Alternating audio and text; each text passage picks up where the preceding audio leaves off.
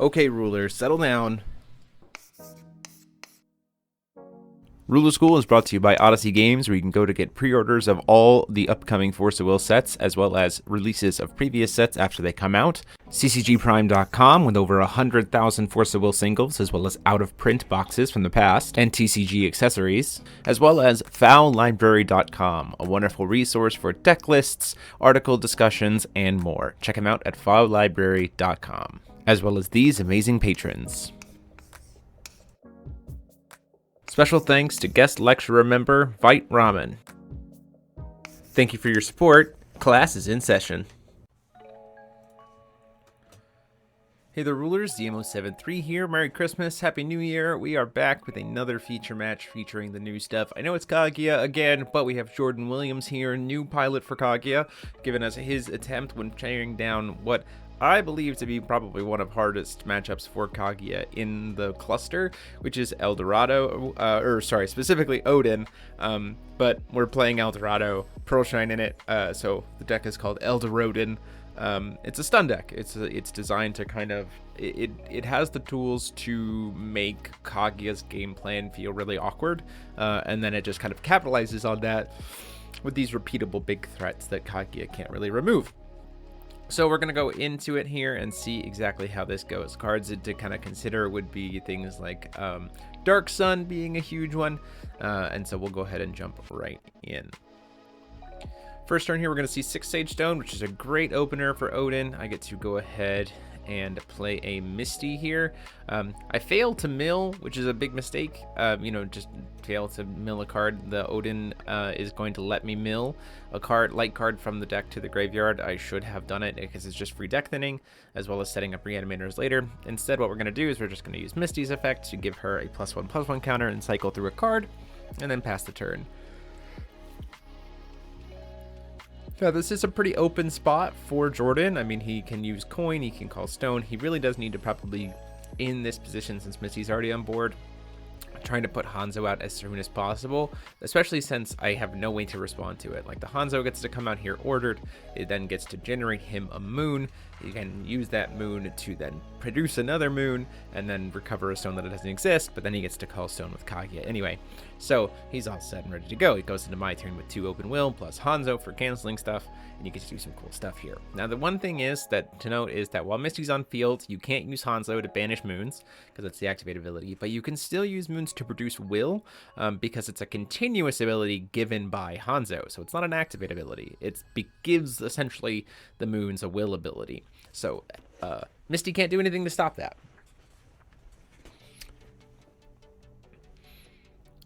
Gonna go ahead and in the main phase, gonna go ahead and try and cast Odin Enters the Game of Gods here to force pop the Hanzo. The reason why is if he plays a Feasting, it taps him out, which we're okay with. Or it doesn't tap him out. We're not going to pay for the Feasting. It just gets the Feasting on board, which we're okay with. He can't banish the moons to make me cancel, so we feel pretty comfortable here. And we're also kind of trying to bait out a cancel a little bit here. So down comes the Feasting. It's going to stop the Odin Enters, and that's totally fine. And so what we're going to do now is we're just going to go ahead and cast Dark Sun.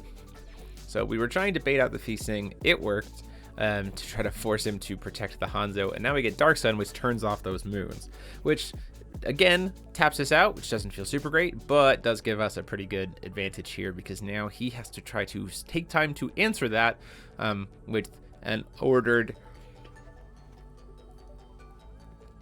already ordered Hanzo. So he has to find a way to kill his own Hanzo and then order a Kotaro, unless he's playing some kind of spot removal for additions in the main board, which we haven't seen a lot of from green. So he's going to go ahead and banish a Wind Moon token. Also feels great because we get to get rid of a token for later, using Misty's effect to discard a Repeating Faith Revival, put 3 counters on her, and then we can swing in for a grand total of 9. So takes the 9 damage, and then Misty recovers, and I get to untap. Not that I'm necessarily worried about him swinging. Oh, and we do see an Absorbing Knowledge come down here in the upkeep. Pretty good card here.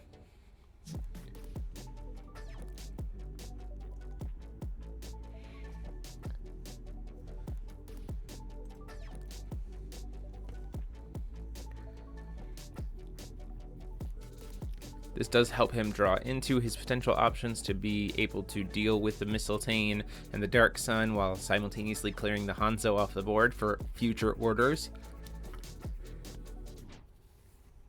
There's a world where I think it might have been better to not do that in recovery.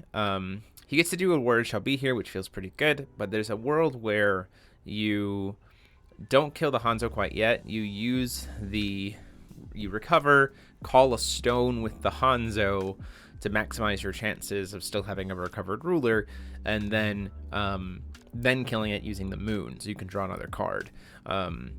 You can still even do War Shall Be, search the Kotaro, recover, and then kill it.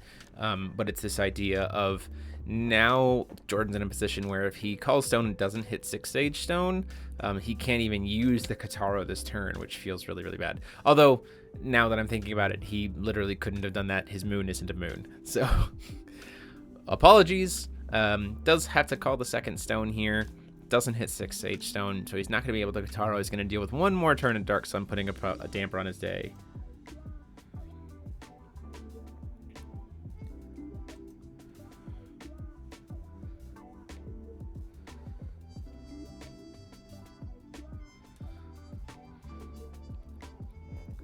We're going to go ahead and move to attempt to discard to put 5 more +1/+1 counters here.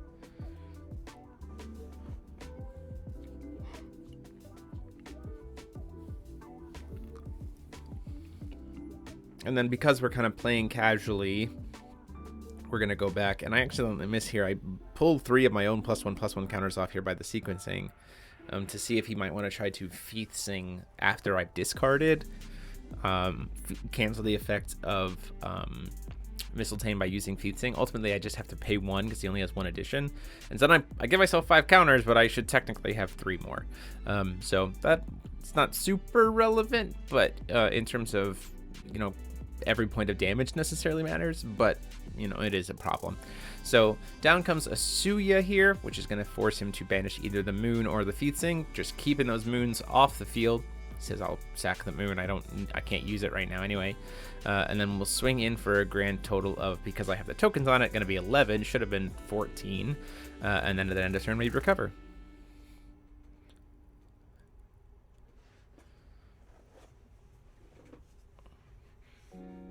Going into Jordan's turn.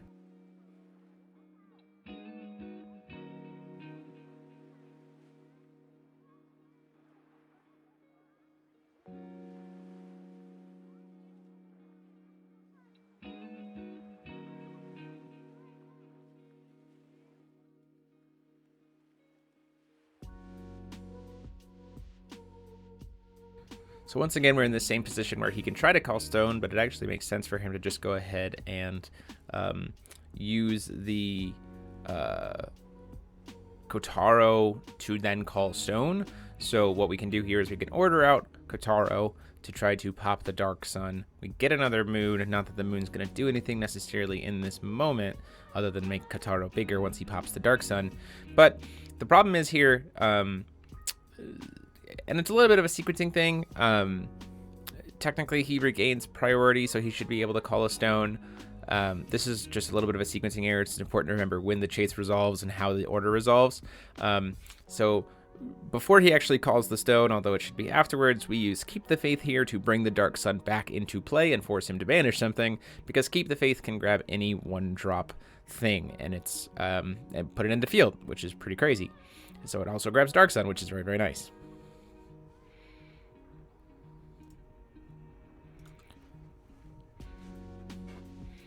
So even though we just got that moon, it's immediately gone again, which is not a great spot for him to be in. He can call stone now. Technically, he should have been able to call stone before. It's not a super huge relevance here because the only thing that he would have been able to flash in would have been another Feath Sing, and he would have only had 1 addition, so I would have had the will to be able to pay for it. But we're going to see a Starving Beast come down here to say, look, I need some cards. I need to keep applying pressure. I'm going to put a 14/14 into the field. So draws a card, gets that pressure here, but this is like a bad spot for Kaguya to be in, right? She's down on board presence, she's down on advantage, she hasn't generated any moons, even if she did, they don't do anything, and so we get to do some pretty silly stuff.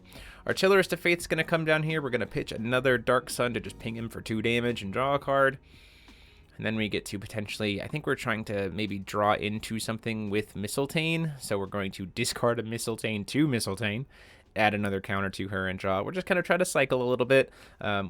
Missing Odin enters the Game of Gods was really unfortunate because it does generate some good hand advantage as well as set up the graveyard. You see we did discard that, or the Repeating Faith Revival, which would have been great if we had actually milled a light card in the opener. So swinging in for a grand total of 7, 11, 12, should be 15. He goes to block. And in response, we're going to go ahead and say, we're going to go ahead and do another Odin Enters the Game of Gods to do that hand sculpting, graveyard sculpting, and then pop your beast so we can get through for that damage. So 12 damage coming in takes him down to 6.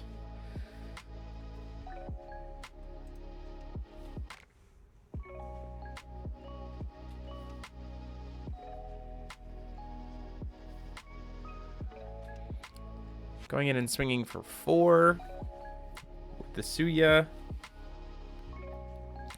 And that's going to go ahead and trade with the Feasting, which we are totally fine with. Let's keep even more things off the board to be able to potentially control with that other Dark Sun that we have in our hand, forcing him to banish what we want to banish.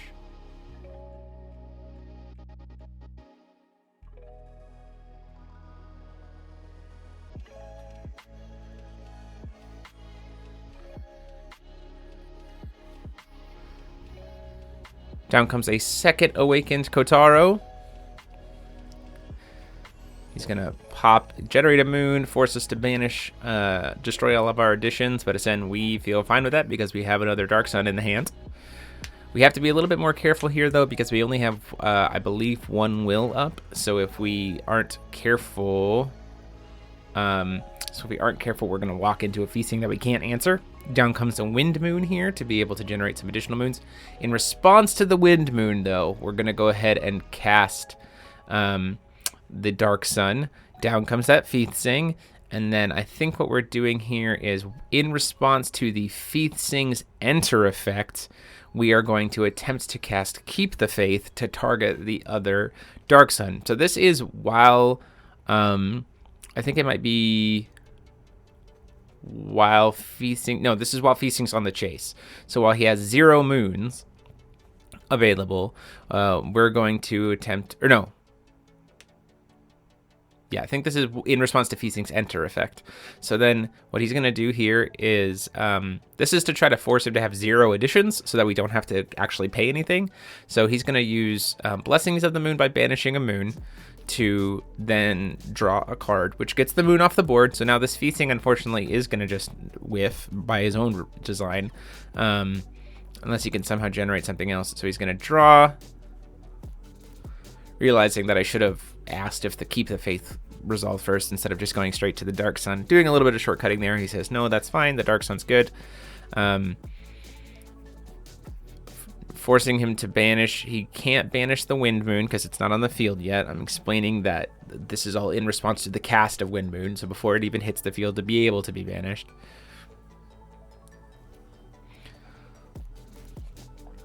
So yeah, this was in response to him cast the Enter effect of the Feasting.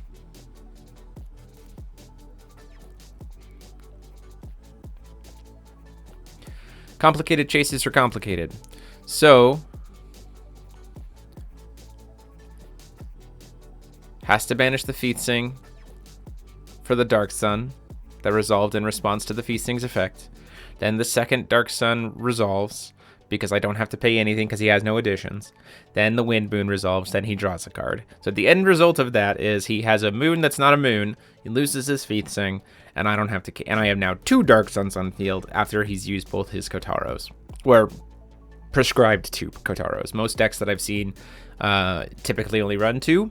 And this also sets us up for, if he does have some way to spot remove one of them, he's still locked behind a second one. So Twin Suns. Does tap us out to do that, but we feel pretty comfortable here, especially since we're in a position where we can just swing through for lethal.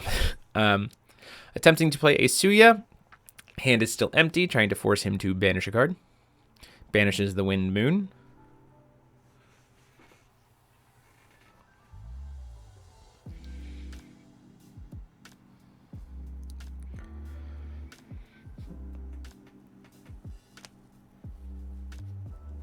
Or potentially does something a little different.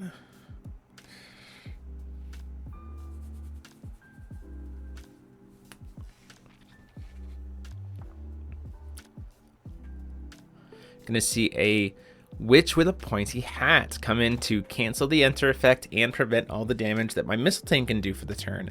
A very good move here. So at that point in time, I have, I'll go ahead and attempt to try to swing in for, I start to go for 5, and then I go, wait a minute. Biggest thing on my field is smaller than your Kotaro, so I will just pass the turn. A little bit of a missed opportunity there. I only have 1 Black Will because I've only hit 1 6 Sage Stone, so that's why I didn't immediately use the Curse of Ragnarok. So I do have to deal with whatever potentially comes down here this turn. But again, with Kotaro being where he is, he's just a 6/6, or he's a 8/8 with flying, which isn't super threatening. And he does have to find a way to be able to kill his own Kotaro, which puts us in a position where, like, what potential order options he has is pretty limited, which feels very good for us. We're seeing a War It Shall Be here.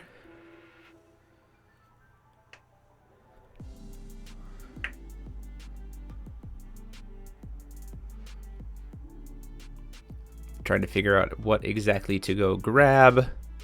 Rabbit Ninja is unfortunately shut down by Mistletoe unless he just wants to generate 2 moons and draw 2 cards. Feasting's not really going to do much here. We're going to go put out a Galileo. So this is pretty good in the fact that he'll be able to cast it, draw a card, swing in with the Pointy Hat, even just to draw another, to recover a stone. So he'll still have 2 stones up on my turn. That's pretty decent. Down comes Galileo.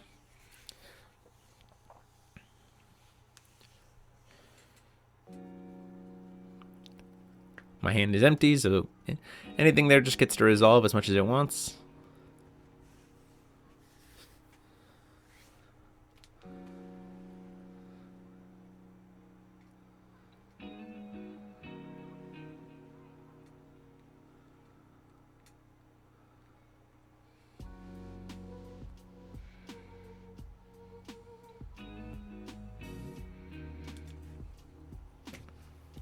Swings in for 4 to recover a stone. I say that's fine. I'll just take it. We'll go to 36. No big deal.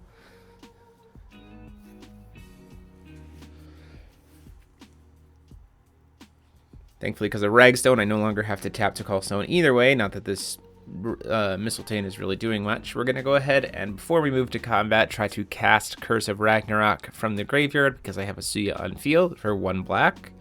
This just because it has the most knowledge. Teaching of the Moon can technically still kill Mistletoe whenever she declares an attack. So it is something to be very concerned with here, being that I don't have hand knowledge. Potentially walking into one of those would not be good for the situation and potentially give him an opportunity to come back. Because there's not much on my board that's threatening outside of Mistletoe right now.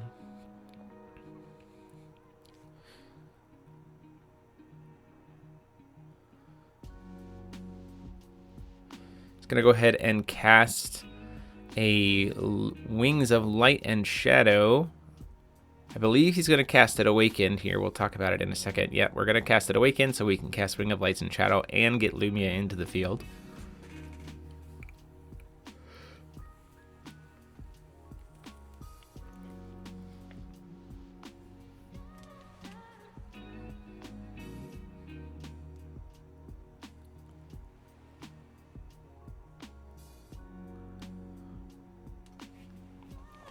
It's going to remove my Suya, so I can't cast another Curse of Ragnarok later. Looking at the hand to just find things that have quick cast or not. Gale of the Moon's not really going to do anything to me there. There was indeed a Teaching of the Moon, which is great. because now we can go ahead and swing through. Now there is a decision to be made about whether or not he should have cast Gale of the Moon to cancel the discard, because then he could have banished. I believe you could just banish the moon to cast TCGs of the Moon, and you'd still be safe.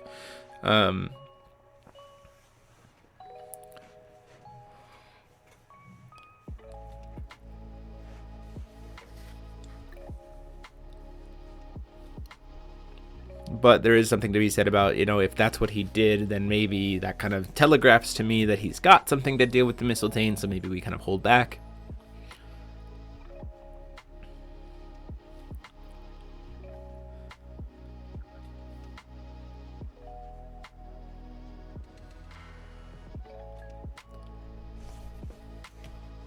So going into combat, we're going to go ahead and swing in.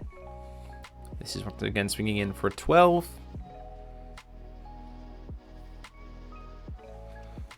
Say I can't die to damage because it's just a trade up. He has to block with Kotaro if he doesn't want to.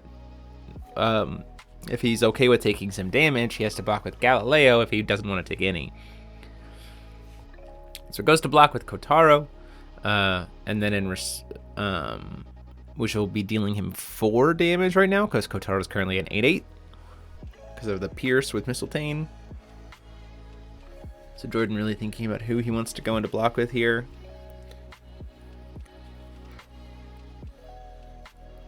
Blocking with Galileo is definitely the safest option, but he does decide to go through the Kotaro just to maybe potentially reset his ruler a little bit, thinking, hey, I'm going to survive.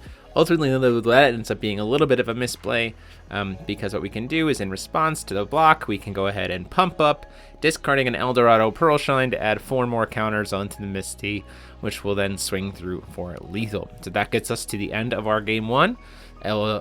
Mistletoe really doing her job with Dark Sun locking stuff down, and so we'll move on to game 2.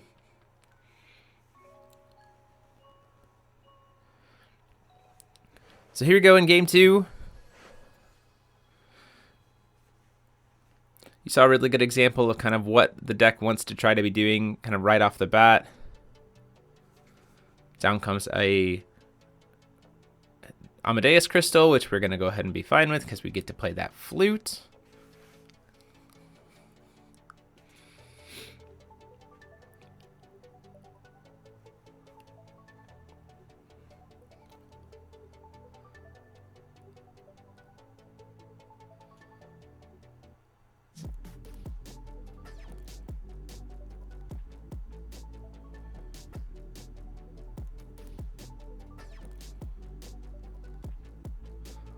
Debating does go ahead and say, let's go ahead and try to do this again. It worked out so great. Unfortunately, though, now we have a 1-drop entity on the field, so we can actually use Odin that enters the Game of Gods to kill the Hanzo before he even generates a moon at all. So doesn't even get the chance to produce a second moon ultimately. Does call the stone, does hit the Stone of Elements. Yeah, Flute into Odin enters is probably one of the best openers. He had to, there's an era to I don't think you really try it. If your opponent threatens any kind of answer to the turn 1 Hanzo, I think it's better for you to just call Stone Pass, and be kind of patient about it, because the momentum swing is pretty huge, about the fact that now I just have this kind of board presence, hand advantage presence, kind of up, and I got to sculpt my hand a little bit because of Odin enters. He essentially paid one waste, he essentially used his coin to make a moon. And that is pretty not great overall. Going into his turn, we see this Odin enters the game, and war it shall be, getting to go get another Hanzo. So this feels a little bit better in the sense that now you have at least a moon to be able to potentially protect the Hanzo. The problem is he's still staring down 3 will.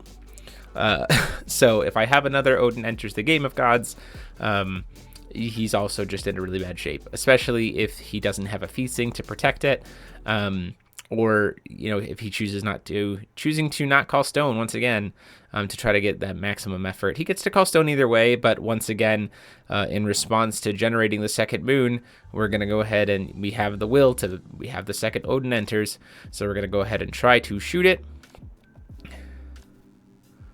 So we're talking through here. So some things to note is that this gives Jordan has a couple of ways he can go about this, right? So he can produce a green. He can produce a green to still go into the Hanzo effect before I've killed the Hanzo, and then he can also banish the moon to make me pay one. So we're just talking about the sequencing here of it. So like you tap to produce green, then banish, force me to pay one, and then you are good to go there. So even though I kill the Hanzo, he's going to get to generate a moon and recover a stone, because you can still pay into the Hanzo effect at resolution, provided you called X of 1, which I believe Jordan did. And then we'll see if Jordan only called 2, then if Jordan didn't declare X of 2, then we're not going to see more moons generated post the Kaguya one, but we'll see how it happens. Which would be really detrimental. Like that would practically be locking him out of the game at that point if I did truly steal. I mean, you get to call a stone, but that would be really, really bad for him.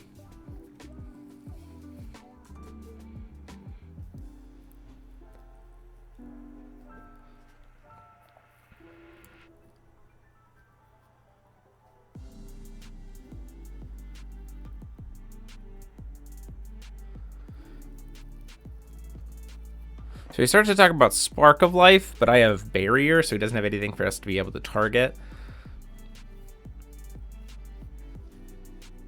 So once again, he's just seeing if he has anything to be able to potentially save the Hanzo. Ultimately, though, I don't believe so. So the Hanzo's going to die. I get to sculpt the 3 cards in my hand because of the Odin enters the Game of Gods.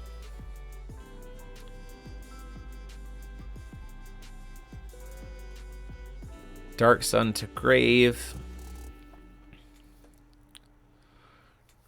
I think one of the cards that I look at there is a Brunhild. So I'm thinking about exactly how to get that working out, potentially.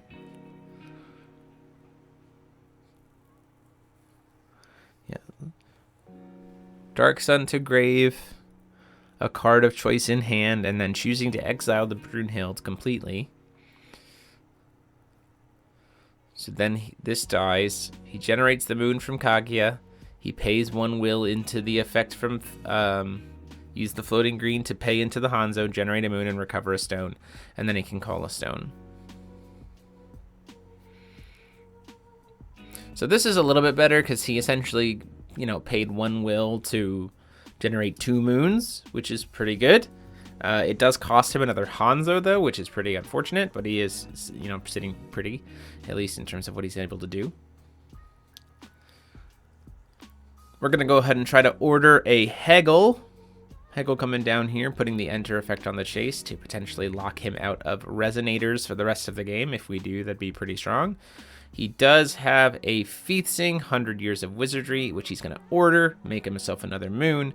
He's going to cancel it. We're fine with that. It totally gets a Feathsing out of his hand, and Hegel's still a 13/13 with Drain. And we still get to mill the card because of the Odin enters effect, or the order enter effect. And then we can still call stone, hit a magic stone with the 6 Sage, which sets us up nicely for a potential Dark Sun. Or just spot removal.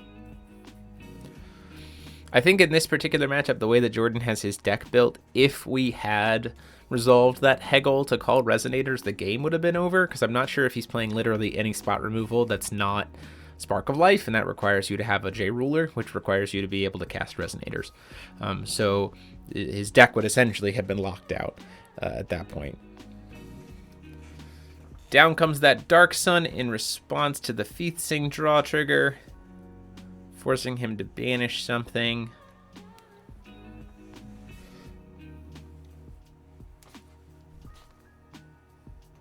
Banishes a moon token, and we're tapped out. We're saying we're going to accept the consequences of whatever you're going to do here, because at least we have Dark Sun out.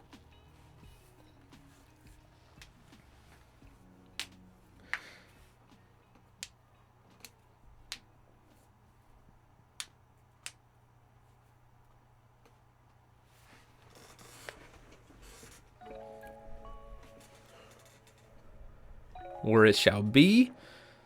Essentially making Kaguya a 36 card deck.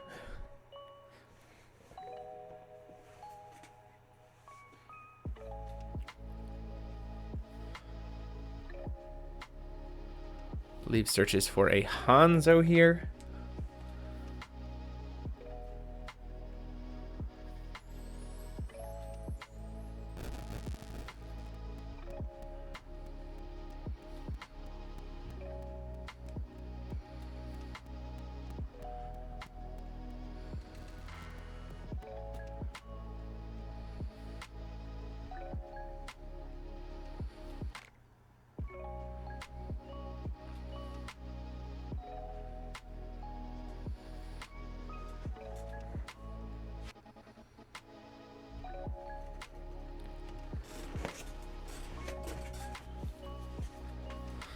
Down comes another Hanzo. I'm not sure if that's the grab right now, knowing that there's a Dark Sun, but there could be some evidence to say, while I'm tapped out, resolve the biggest Hanzo you can, so that you have plenty of potential moons later. The problem is that the moon tokens... the moon tokens won't generate any will. Like, he needs to have something there, which is pretty strange. It ends up kind of going against the fact that he has the Kaguya. Like, there's a world where if he had Spark of Life, he has the Spark of Life in hand. If we had kept the Featsing as a Resonator or Jade Ruler, we could have called Stone, used Spark of Life to pop the moon, pop Dark Sun, then immediately reordered the Hanzo and generated like a bajillion moons, which would have been pretty good, all things considered. It also could be that he was searching for the Hanzo because he already has Kotaro in hand, knowing the matchup here now that we're in game 2.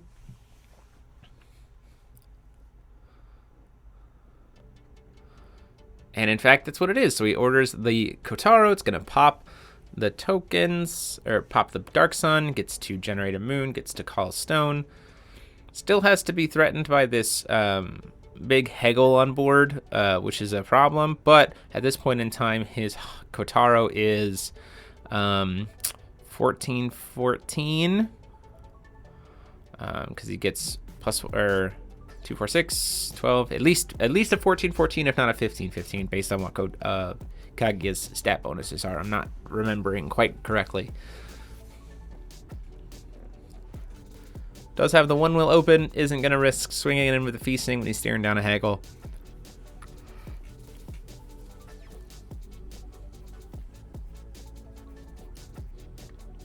Call Stone.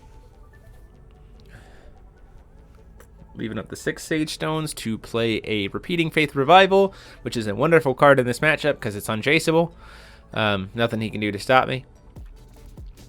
Which means I get Eldorado Pearlshine, and now he can chase to the enter effect of Eldorado Pearlshine. So, we've seen this guy before. It's going to generate those 5 gems.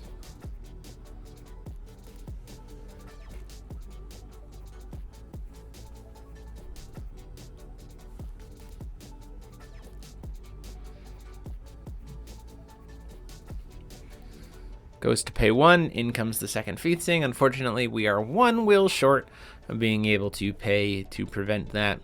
So we're just going to have to let that ride. We're okay with it, though, because we still put another 13-13 body on the field.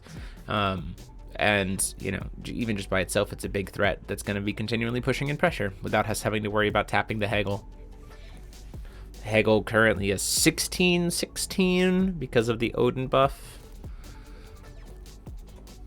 Paying 1, we're going to go ahead and keep the Faith to grab the Dark Sun back while he is tapped out.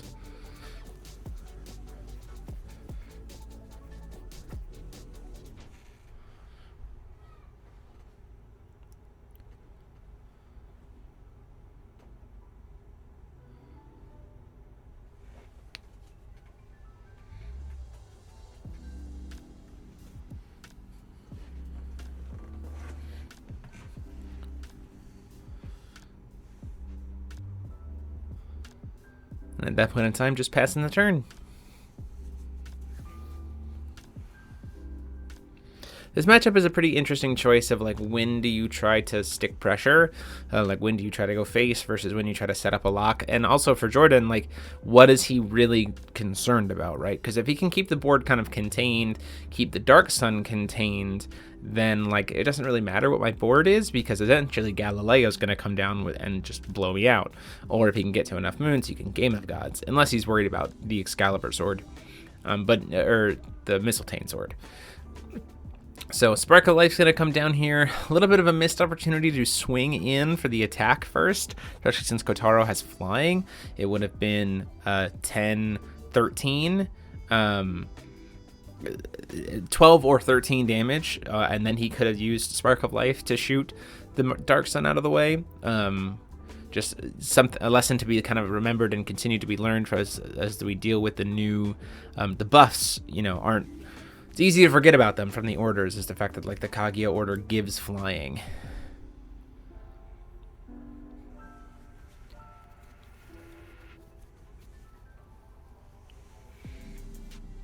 Gets the Dark Sun out of the way, has the will to be able to cancel me if I try to make another Dark Sun happen, so we're probably just going to let whatever he wants to do happen here.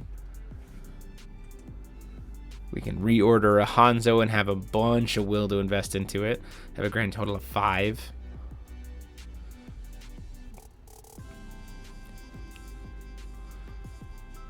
Hanzo order. We tell him we're not going to respond to the enter effect of the Kaguya. We're not going to respond to the enter effect of the Hanzo. He can go as deep as he wants here.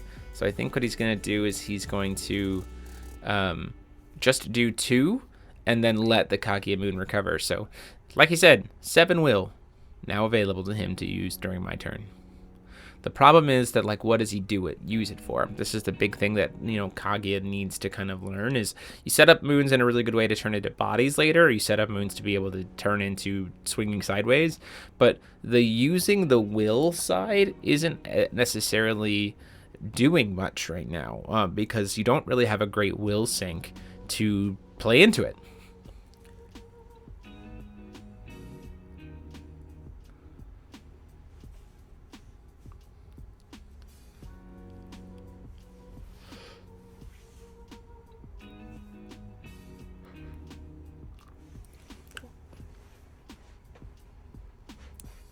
Draw for turn before recovery, we're going to go ahead and try to shoot the Hanzo here.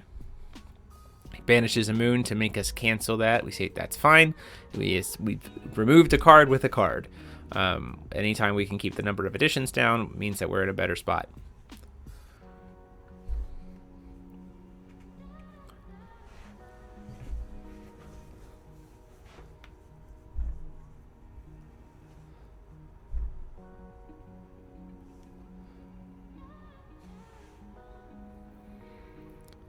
Go into combat for another 13. Says that's fine. Goes down to 27.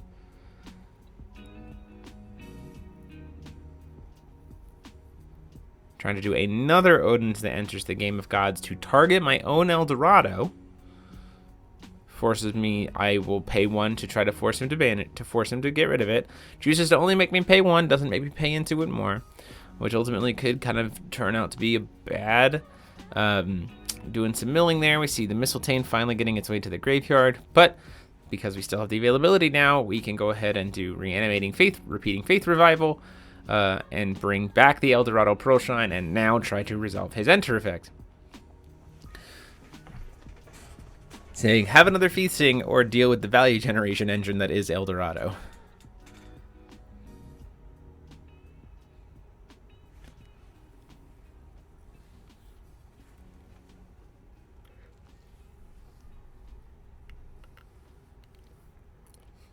This is one of the things, Eldorado is one of the things that I think really also shores up this matchup a lot with Repeating Faith, is because Repeating Faith's unchaseable.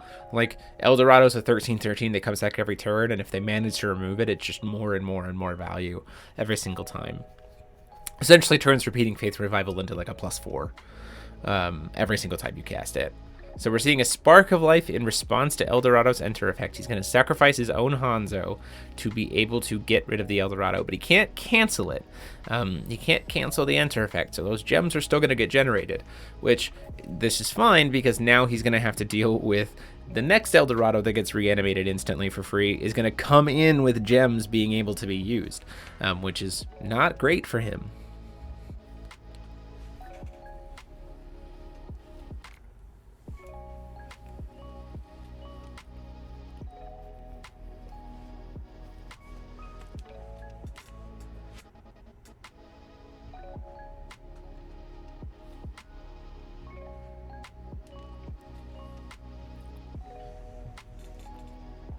Kaguya enters the Game of Gods, gets cast here just to generate him another moon and draw him a card.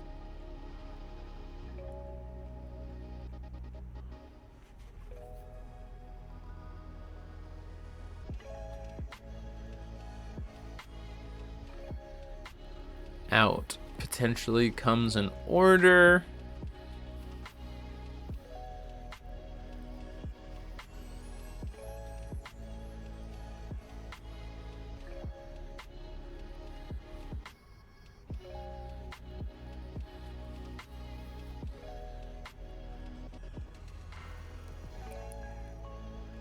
Calls Stone, decides not to order here, and he's locked out of it now since he hit the Knowledge Stone.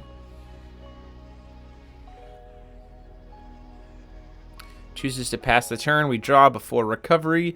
Once again, this is a really nice moment for this matchup to like these 1-drop white spells that have importance that like tell him like, hey, try to cancel this right now. Like try to waste resources before I move to recovery. Like this is a pinnacle element of where you can disrupt Kaguya as we go. Says, yeah, that's fine. Lets it resolve. We can't trip through. Go to recover. Hit another white stone. Using those stones, we're going to go ahead and do that Repeating Faith Revival now, which gets us Eldorado. Eldorado Enter effect's going to go on the chase. Seeing if there's any kind of response. Says, no, that's fine. Second water gem, second wind gem, second fire gem, second light gem, second darkness gem. Darkness gems make me let him discard 2 cards, or discard a card.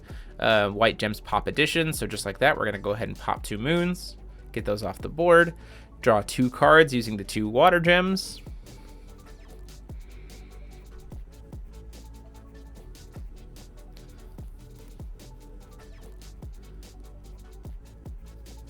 Force him to discard 2 cards.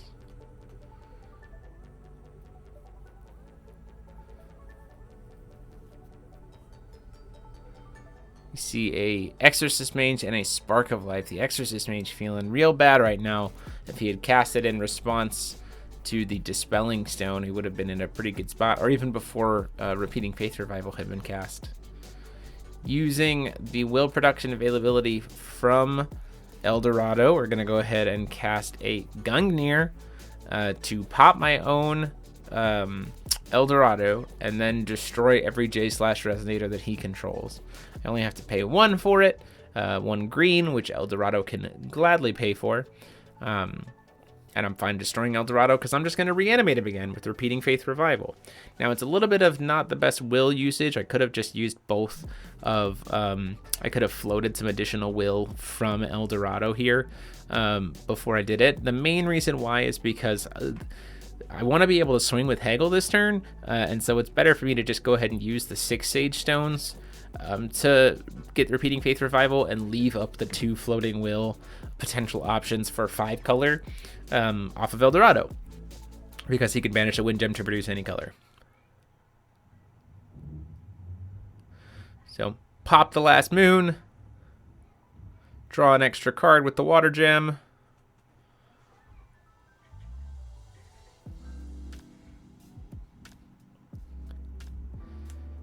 Haggle swings in for 16.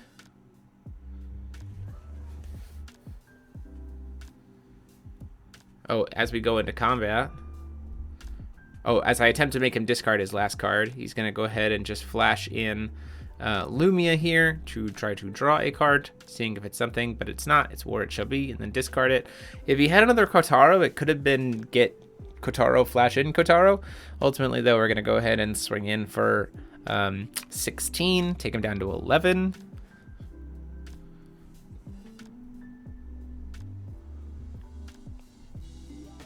And go up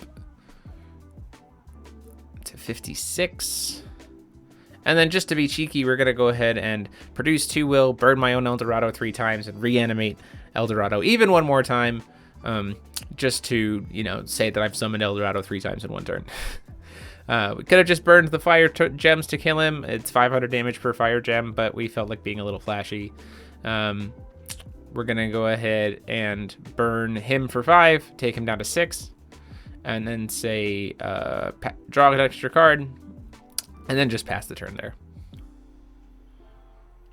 Leaving up 1 will of any color to help us deal with what's in our hand. Nothing super big, but we get to swing through. And then after he draws, but before he recovers, we'll make him discard that last card, to which Jordan says that's game and concedes. So that is the game. Got to show you different strategies from the EldorODIN deck each time, as well as kind of, again, what makes this matchup a little bit tricky for Kaguya. Deck lists for both lists will be up later this week. And until next time, this is GMO73 saying class dismissed.